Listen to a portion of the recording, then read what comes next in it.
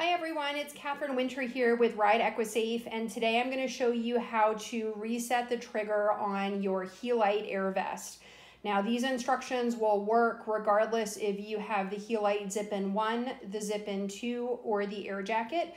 The trigger design is the same on all three models, so you can just follow these instructions regardless of the model that you have. So in this case, we have a Zip-In 2 that we have inflated and blown the canister on, and we've already taken that canister out. And what's really nice on these is that it's printed on the inside of the compartment what size canister it is, but it's also on the label here. So when you're going to replace your canister, you'll never be in doubt about what size you need to get. Now down here we have the actual trigger for this vest, and you can see here where there used to be a key ball, you can see the metal spring. So it's kind of interesting how easy it is to see this metal spring on the Helite model. And you can also see here at the bottom there is a hole. And I have with me the Allen wrench that came in the little Ziploc packet that came with the vest. Insert that Allen wrench into the base of the trigger. Now I do recommend doing it this way versus doing it this way, especially the first time that you do it. The trigger is usually quite tight, so I find it easier to unwind it going this way. It just gives you a little bit more torque. So when I'm doing that, I'm just winding it, and as I'm doing it, just to show you this direction, you can see that the bottom is unscrewing, but also you see that that metal coil is dropping down. Once I've unscrewed that fully, I don't need to take it all the way out, but I've just unwound it as far down as it'll go without actually coming out. Then the next thing I'm gonna do is I'm gonna push the piston down from the top.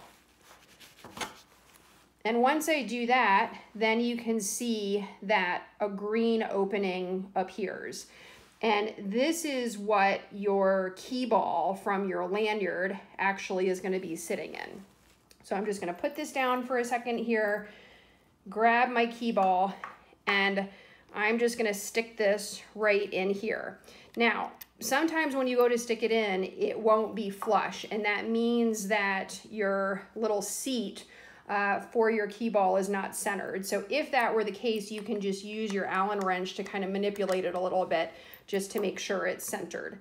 And then you're gonna put your key ball in, and you're gonna need to hold this in with your finger, and then you can start winding this back up by hand. Again, holding the key ball in place, and then as it starts getting tighter, you can insert your Allen wrench.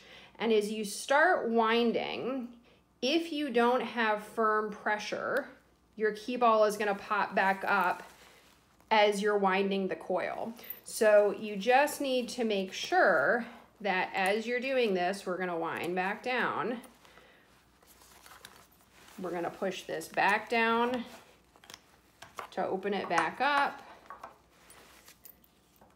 Put this back in and do it again. So it's pretty common that that happens.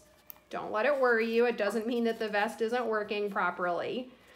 It just means that you really need to hold down on the pressure to keep the key ball in as you're tightening this up. So now we know that it's well seated, tightening back up. And you're gonna screw it all the way in. Try and have the cap flush. And now you can see the key ball is back in place.